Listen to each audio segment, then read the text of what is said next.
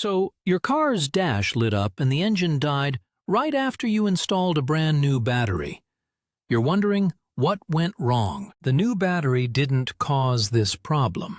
The simple answer is that your alternator was already failing, and it just finished draining your new battery completely dry.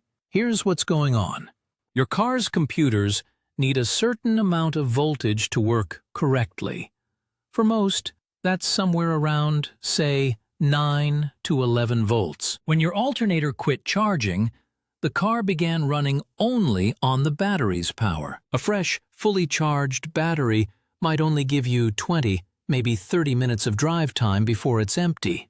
Those warning lights you saw for the brakes, airbags, and stability control didn't mean all those parts failed at once. No, it just means their computer modules were shutting down one by one as the system voltage dropped below their minimum operating level. It looks like everything is broken, but it's really just one single problem.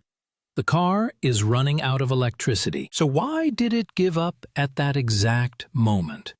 Well, it was a slow failure that was probably happening for weeks. Your old, weak battery was forcing the alternator to work at 100% output all the time, just to keep up. That constant high demand creates a lot of heat. Inside the alternator, you have components like a rectifier and a voltage regulator, and that excessive heat it cooks them over time. The alternator was already barely hanging on, putting out just enough power to get by. When you put that fresh battery in, the already damaged and overheated unit just couldn't meet the system's demand, and finally failed completely.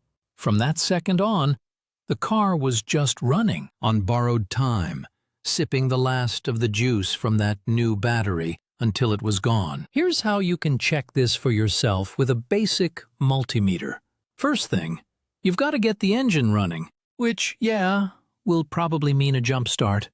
Once it's running, carefully set that multimeter to DC volts. Touch the red probe to the positive battery post and the black probe to the negative one. A healthy working alternator should give you a reading between 13.6 and 14.4 volts. That means it's doing its job and charging the battery. Next, you need to do a load test. With the engine still running and the meter connected, have someone turn on everything that draws a lot of power. I'm talking headlights on high beam, the heater or AC blower on full, the radio, the works. Now watch that meter. It's perfectly normal for the voltage to dip for a second, but it should climb right back up and hold steady above 13 volts.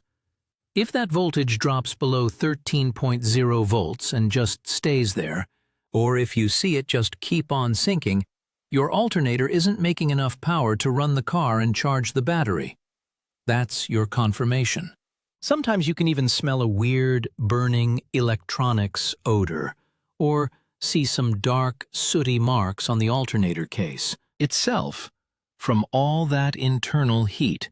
If you ignore this, you're just going to keep replacing batteries. The car will run for a little while until it drains the new one, and you'll be stranded again. The root cause isn't the part that holds the charge, it's the part that creates it. So, test your running voltage before you buy another part. That one check will tell you what's really going on.